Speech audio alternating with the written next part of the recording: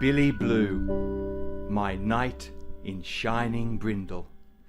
Welcome to another episode of A Poet Reads to Write.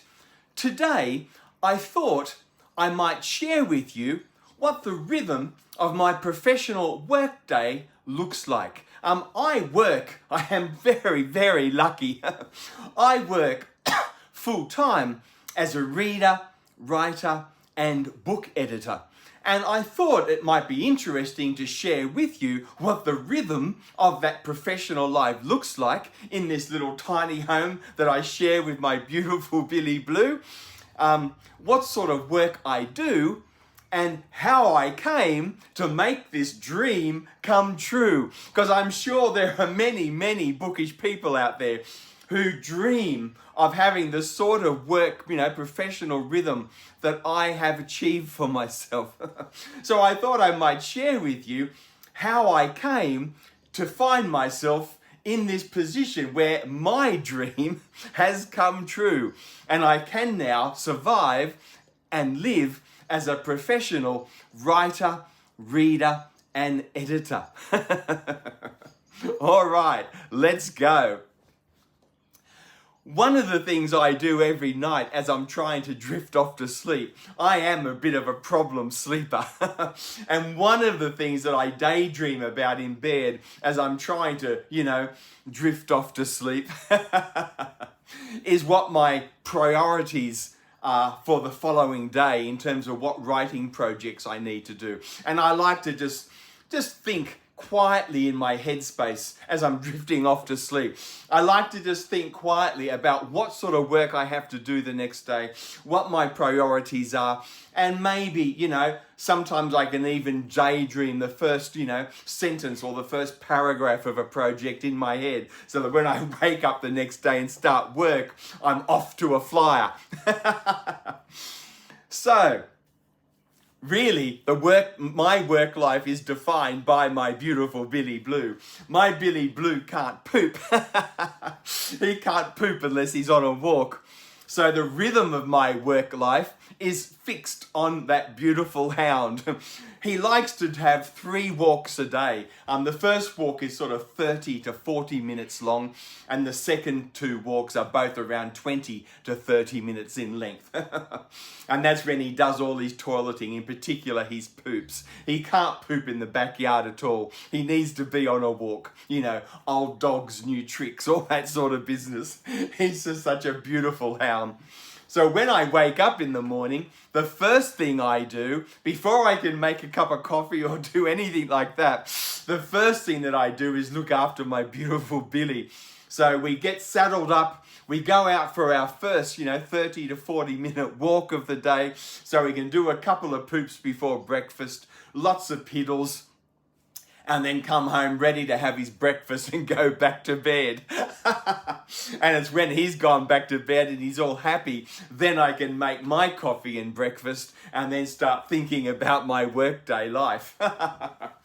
What I tend to do while I'm having my breakfast and while I'm just easing into the day, because I'm not a morning person at all, it really is up to Billy to wake me up in the morning. As I said, I'm a problem sleeper.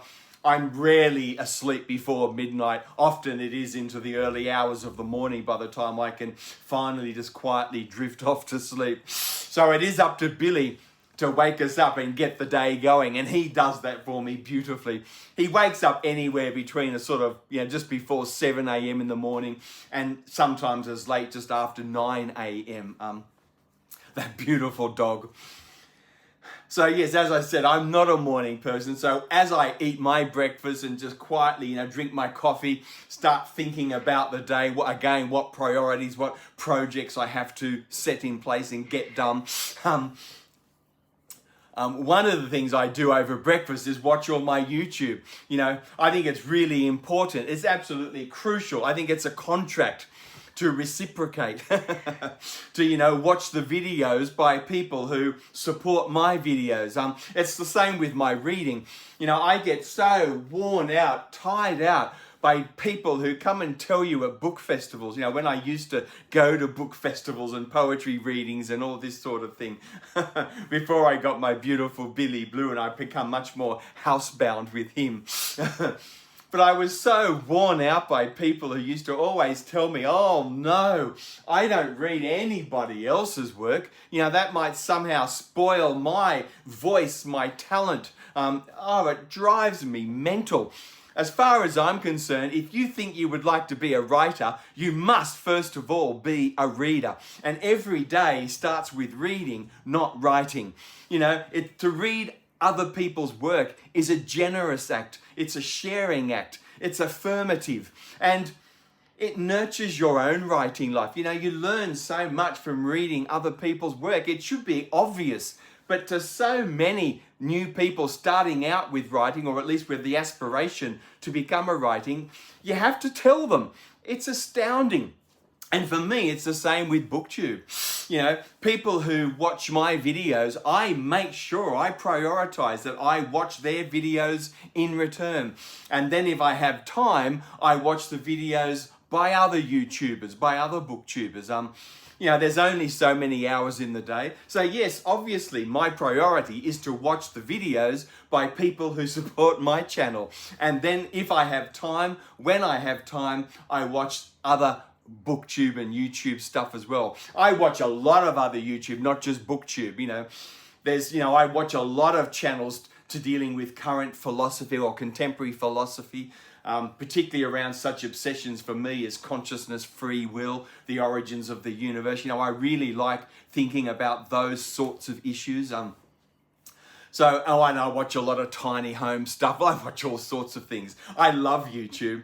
I probably watch at least 2 or 3 hours probably of YouTube almost every day. And only half of that would be BookTube. So, while I'm having my breakfast, I'm watching YouTube, BookTube, reciprocating, watching all those wonderful channels that support me.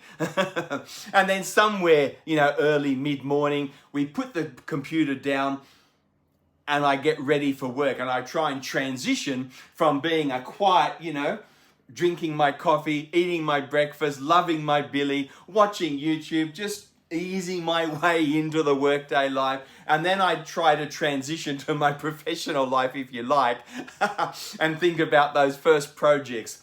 And as I said, I've already thought about that the night before, so I do know what is in mind. For me, one of the things that really set this life up for me was book reviewing. It was really interesting. In Australia, a lot of the universities, particularly the universities that have creative writing faculties, of course, they often also house and sponsor literary journals.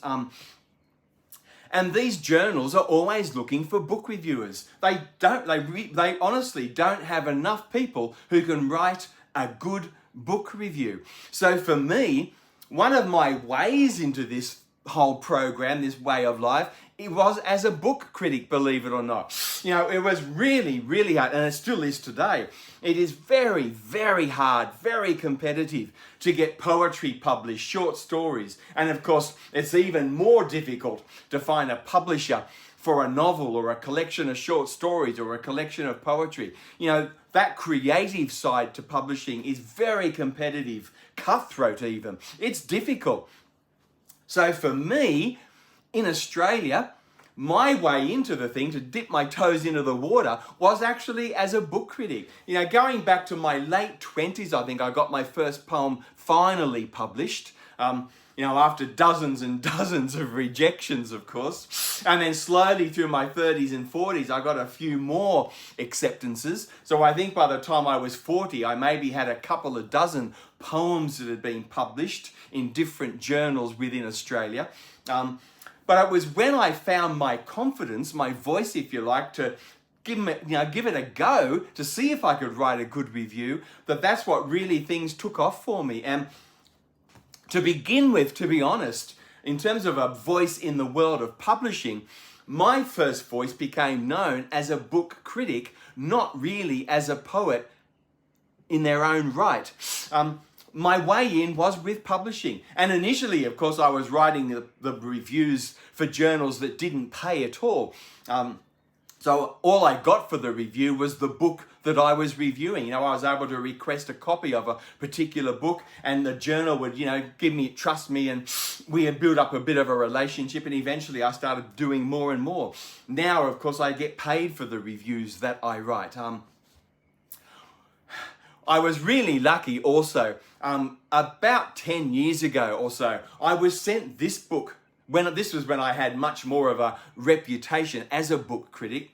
And one of the books that I was sent at the beginning of one year was this wonderful selected poems called The Gang of One by a Melbourne poet called Robert Harris. Robert Harris had died many years before in his, I think, early 40s of cancer.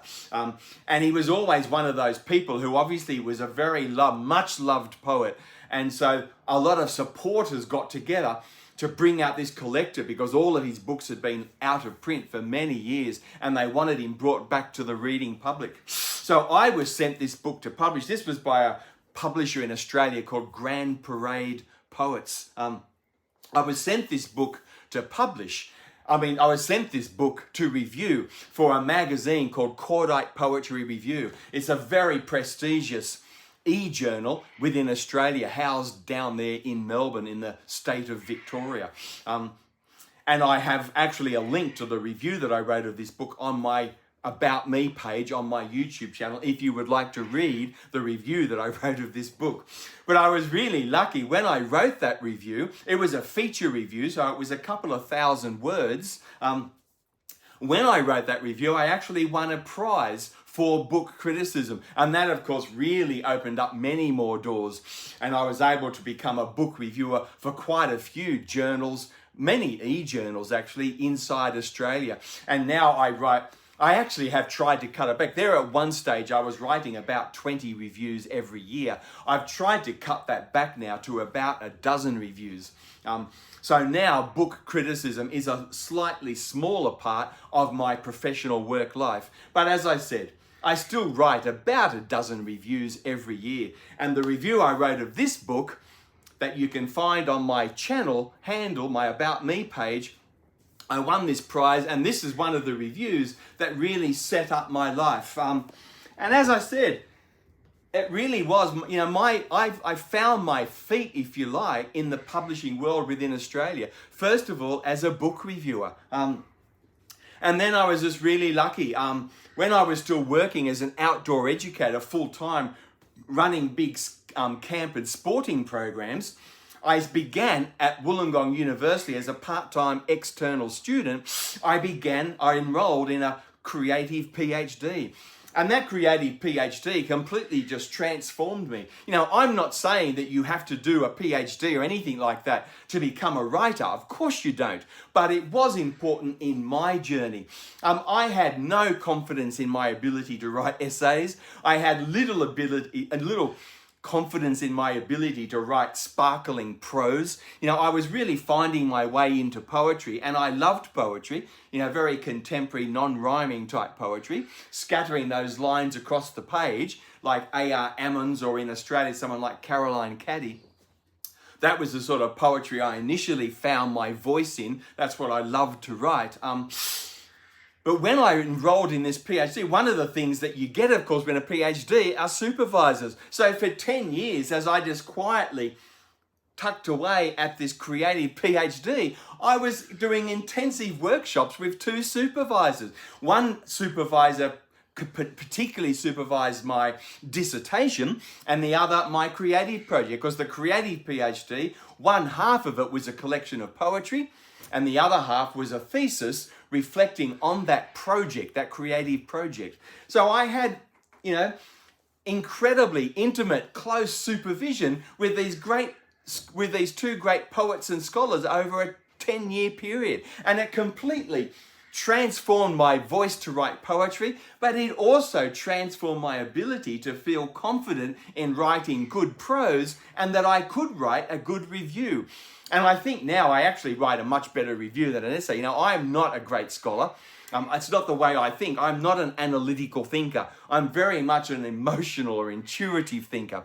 So I love poetry. You know, I do think about the world in terms of poetry. It really is my way of being in the world. I am not a scholar, I know that, but I can write a good review. And you know, in Australia, a short review is usually around 800 to 1,000 words, and of course that's normally on just one book. And then a feature review of between 2,000 and 3,000 words usually can be either on a small grouping, you know, a collection of books that somehow are linked together, or as I said with this review, you know, if it's a book like this that's very substantial, it is a collected or a new and selected type thing, that can warrant, of course, a feature review as well. And there are journals that were interested in that sort of thing. So when I was doing my creative PhD, this, of course, is the creative component of that doctoral program. And this collection of poetry, my first collection of poetry, Sweetened in Coals. Yes, it's a great title. I was really proud of coming up with that. And one of my daughters, who's a painter, she painted the beautiful painting for me that you can see on my cover. And this collection of poetry was the creative component of my PhD studies. And the person I had who was supervising me in that, he completely transformed my ability to write poetry. And he gave me just so much confidence. And of course, he was also fantastic at giving me books to read, you know, to advance my ability to write technically. And it was my supervisor, Alan Wern, who really got me onto people like Caroline Caddy and particularly in America, Archie Ammons, because he began to realize that that was the sort of way I seemed to be, you know, the voice I seemed to be developing. So he really got me onto reading Archie Ammons to really hone this technique and to see what I wanted to do with these line scatterings across the page. So this collection of poetry, my first collection, came out of that creative PhD. And it was a great experience for me. I loved it. I could not have written this without being enrolled in that doctoral program. It was that important for me. You know, I'm no major talent. I'm no superstar of writing. I'm never going to be a superstar. I do my best. I follow my nose and I love what I do. But for me, I needed help. I needed some direction. And so for me, enrolling in that creative PhD, you know, over a decade of, you know, part-time external study while I was working, it really transformed my voice and my confidence in my voice. It was very important for me. But of course, the other thing that the creative PhD did, as well as giving me the confidence to write poetry and then to eventually assemble this collection and send it out into the world, it gave me the confidence to write these book reviews. And as I just said, for me, the book reviews really came before the poetry. You know, I don't think I would have found a publisher for this book if I hadn't have really started to make a name for myself within book criticism or book reviewing. You know, that was where I first built up my name, my profile, if you like, in Australian publishing. Because as I said, in Australia at least, it was much easier to get published writing reviews than it was to be writing poetry, short stories, and of course, a collection of poetry. It was just so cutthroat to try and get this published. I don't think I would have found a publisher for this if I hadn't have already built up my name as a book critic first.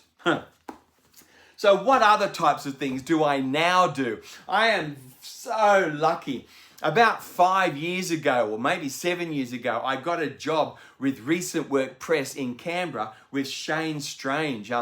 He's just fantastic. He established his own press called Recent Work Press. And Shane published my most recent collection of poetry too. He does the best covers in Australian poetry. So he came up with this miraculous cover for me, for example.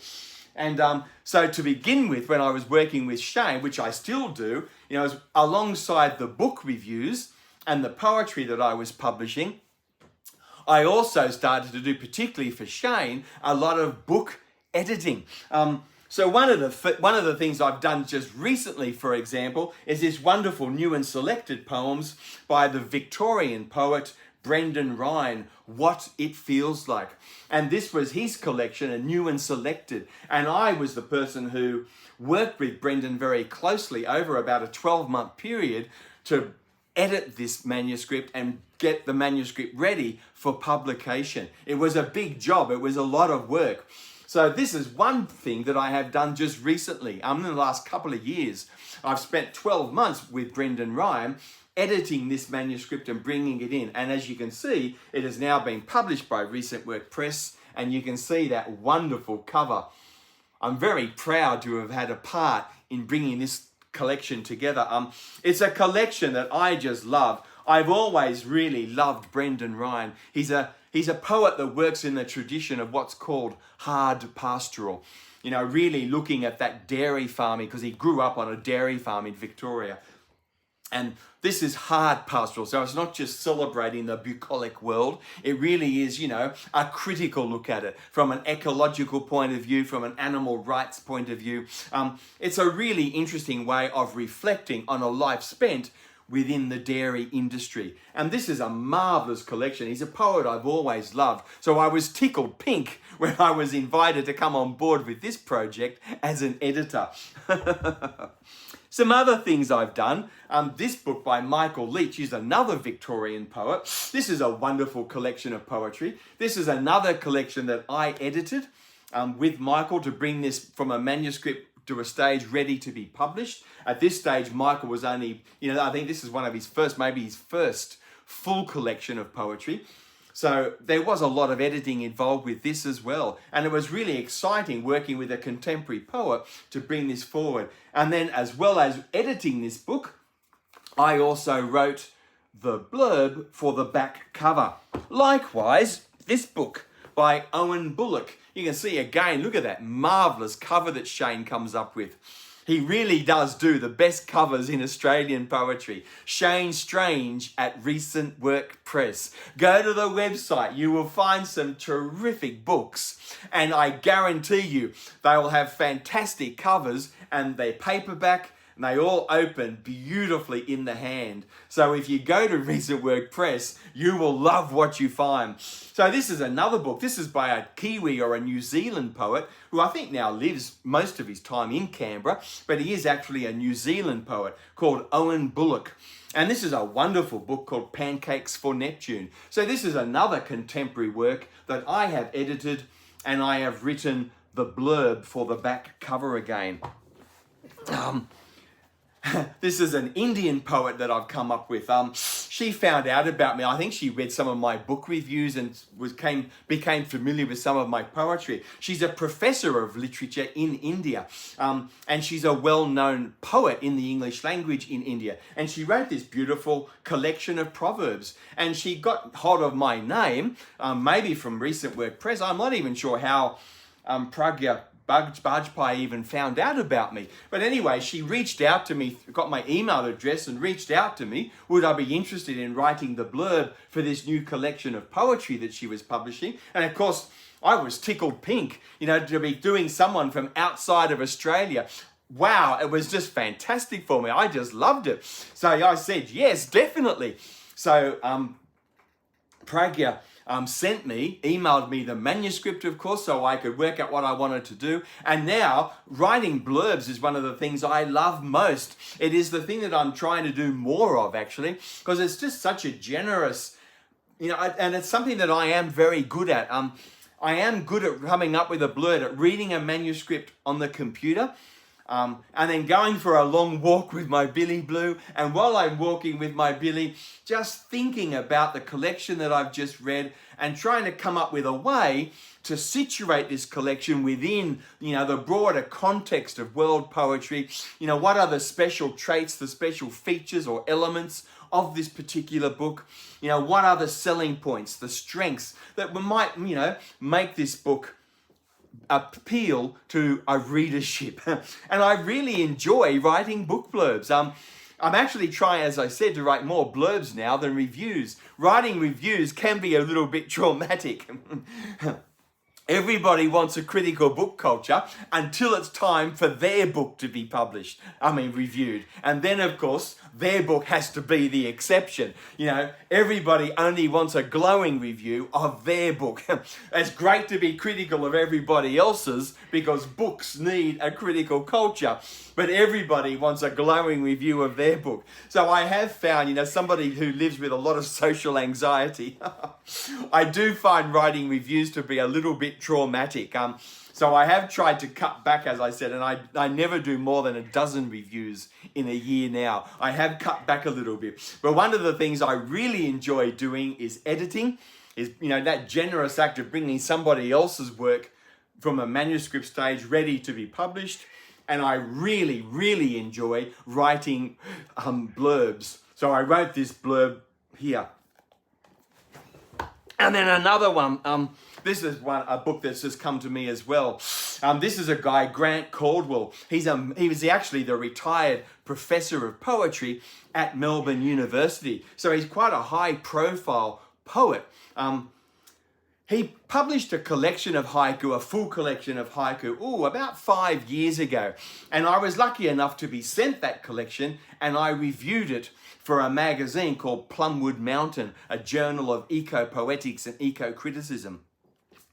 And he really liked the review that I wrote of that collection. So when it came time to publish this little collection of haiku that he's published with the American publisher, what is it called? Red Moon Press. It's a small poetry publisher in the United States. So when he came time to publish this wonderful collection of haiku called The Soundless Sound, and it's a wonderful book if you want to buy it, he asked me to write the blurb for him on his back cover again. So, I just love doing this. I just love being sent a manuscript, as I said, and then to go for a long walk with Billy and just work out what I want to say. What is it that might help sell this book, to market the book, find readers. I just love doing that. So I'm doing that more and more. So now my life, it really does look like, I'm doing more and more book editing and more blurb writing for other poets. And then, of course, I am still publishing my own poetry and all that sort of thing. So, in terms of making my living, as I said, this was my current collection with Recent Work Press, with Shane Strage there in Canberra. That's my recent collection. This is a work very much of ekphrastic confessional poetry. Before that, I published this book called Fume. This was published with the University of Western Australia Publishing. About 10, 15 years ago, I spent 5 years living in the Gulf of Carpentaria, way up there in northern Australia, in the tropics. And I lived for 5 years with a very small, a very remote First Australian community. And this collection of poetry is all about that experience. The whole book is set in Borroloola, right up there in the tropics in northern Australia. And this whole book is a celebration of the first Australian people that I was working with, called Fume. This is a book that's very much obviously there for, it's a work that's informed by post-colonialism. I'm very proud of this book. It came up really well. And before I published Fume, I also had this opportunity to publish this little chapbook called Borroloola Class. This is a little chapbook that was published by the International Poetry Studies Institute, which is housed at the University of Canberra. So I had the opportunity to publish this, and all of the poems in this little chapbook are, of course, included in Fume. And then, of course, as I've just said, this was my first collection of poetry, which was published by Ginninderra Press. And this was actually the creative component of my PhD. To believe it or not, before I found my way into proper publishers, like Recent Work Press and University of Western Australia Publishing, this is actually really a self-published book. This is not really a prestigious publishing house within Australia at all. So that's another way into the publishing world, of course. For me, enrolling in this part-time external PhD, I just learnt so much. It completely transformed my voice, and it's what really gave me the confidence to send this collection out into the world and to seek a publisher. And it also gave me the confidence to get into writing those book reviews, and that maybe I did have something to say and I could say it and say it well. And I've become now quite well known as a book reviewer, a book critic in Australia. You know, I particularly review poetry, obviously, but I also review memoir, fine arts, politics, philosophy, you know, history, all of those sorts of things that take my fancy. So another way in, you know, when I first went out, you know, I was never going to get this book published, I don't think. You know, at that stage I was working full time, running all these sport and camp programs. So I didn't have a lot of time.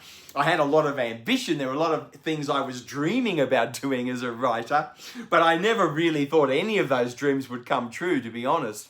So I initially sent this off actually to Ginninderra Press, and it was really self-published, you know, to be honest. And this book, you know, was well reviewed. It sold a lot of copies. It's now actually out of print, so you can't buy this one anymore. And to be honest, I would only, you know, if I ever had the opportunity to do a collected poems before I die, only half of this book would be in that collected poems. You know, there's a lot of stuff in here that I would not want to preserve. It's simply not good enough.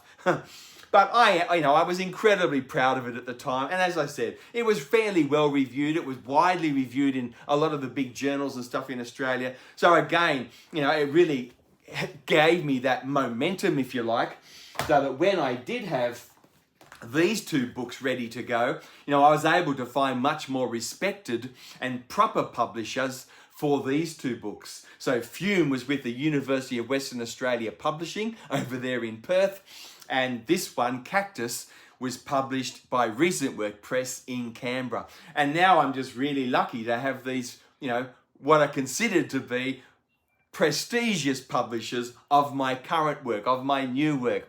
But I've only reached the stage where I can get these sort of things published with more prestigious houses because, if you like, I have done that long apprenticeship. And for me, you know, I'm not saying you have to do this, but it was certainly important for me. Enrolling in that part-time external PhD completely transformed my voice, and it gave me so much confidence. And now in 10 years reflecting on technique and how to write better, you know.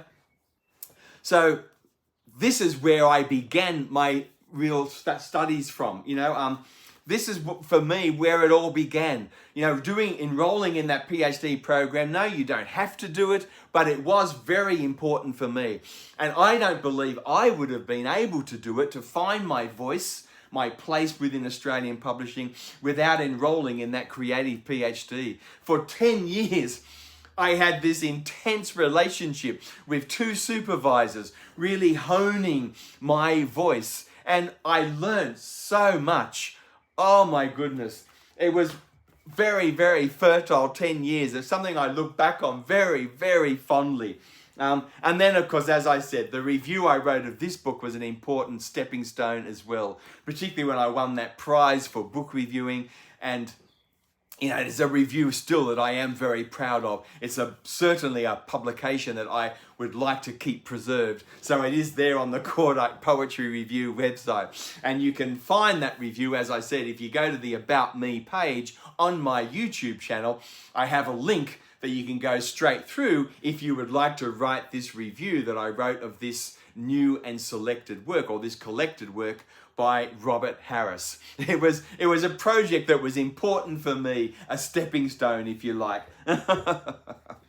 So there you have it. I've shared with you some of what my day looks like as a reader and a writer and as an editor. I've shared with you some of the projects that I am now involved with, as well as, you know, writing poetry, book criticism or book reviews, and now, of course, more and more working as an editor and as a writer of blurbs. And I've shared with you how I have made this dream come true. What was it for me that enabled me to live my wildest dreams? I wanted to be a writer, to be sitting at home like this, writing for so long, but I never dreamed it would become possible. I never dreamed that I would be sitting here as a professional reader, writer, and editor. But there you go. Our dreams can come true. So thank you and bye for now.